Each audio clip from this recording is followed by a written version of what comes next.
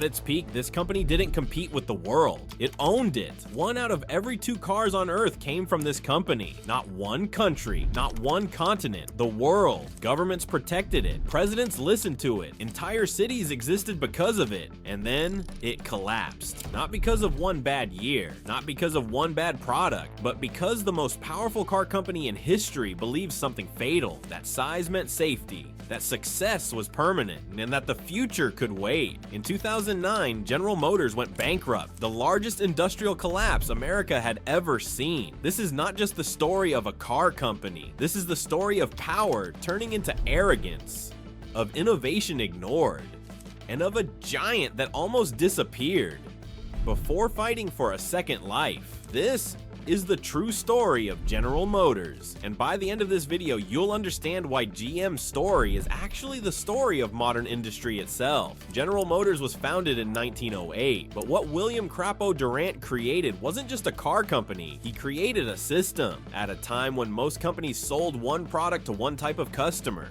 GM did something radical. It offered cars for every income level. Chevrolet for the masses, Pontiac for those moving up, Oldsmobile and Buick for the middle class, Cadillac for the elite. GM didn't sell cars, it sold status, and it worked. By the 1920s, GM had overtaken Ford. While Ford stubbornly stuck to the Model T, GM evolved. New designs, new models, new features every year. GM taught the world a powerful lesson. People don't want the same thing forever. They want what's next. By the mid-20th century, General Motors wasn't just successful, it was unstoppable. By the 1950s and 60s, GM was the most powerful manufacturing company on Earth. It controlled nearly 50% of the US auto market. It employed hundreds of thousands of workers. Entire cities like Detroit revolved around it. GM influenced politics, labor unions, infrastructure, culture.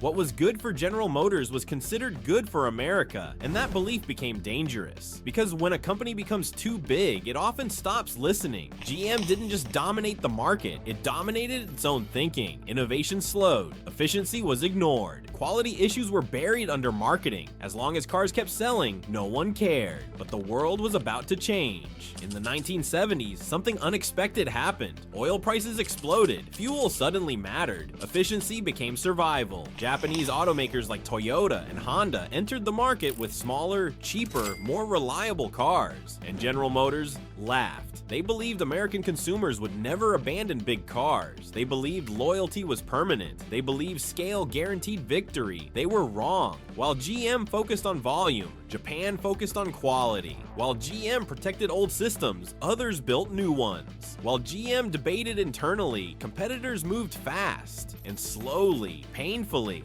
Market share slipped away, but GM still believed it was untouchable, until it wasn't. One of GM's biggest problems wasn't competition, it was itself. The company became bloated, too many brands, too many platforms, too many executives. Different GM brands competed against each other. Cars looked different on the outside, but were nearly identical underneath. Innovation became political. Good ideas died in meetings, risk was punished, safe mediocrity was rewarded, and costs exploded. Healthcare obligations, pensions, union agreements. GM wasn't just building cars anymore. It was carrying decades of promises it could no longer afford. Every car sold carried the weight of the past, and the future was approaching fast. When the global financial crisis hit in 2008, it didn't create GM's problems. It exposed them. Car sales collapsed, credit froze, cash disappeared. General Motors was bleeding billions, and for the first time, the unthinkable happened.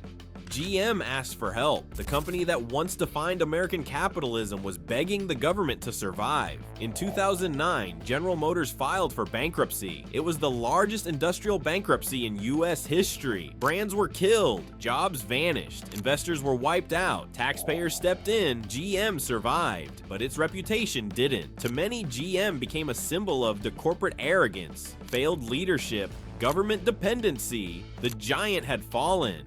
After bankruptcy, something rare happened. General Motors became quiet, no bold promises, no flashy dominance, no empire building. Instead, it focused on survival. It cut brands, it simplified platforms, it closed factories, it renegotiated labor deals. And for the first time in decades, GM started thinking long-term again. Then it made a surprising move. It bet on electric vehicles. While Tesla was grabbing headlines, GM was restructuring behind the scenes. The company announced an all-electric future. Not hybrid, not partial, all-electric. Many didn't believe it. GM had talked big before, but this time was different. It invested billions, developed the Ultium battery platform, rebuilt factories, retrained workers. GM wasn't trying to be Tesla, it was trying to outlast everyone, because GM understood something critical. The future of cars isn't just about technology, it's about scale, manufacturing, and survival, and GM had learned the cost of ignoring change.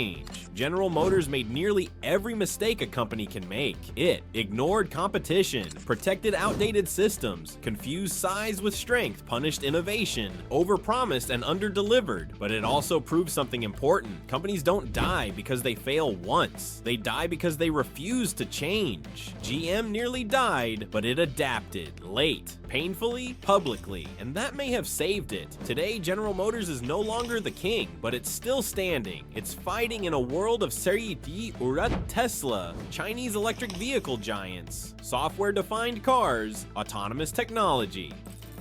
The rules are different now. Power shifts faster. Mistakes are punished instantly. GM knows this, and for the first time in its history, the company acts like it does. Because once you lose everything, you learn the value of change.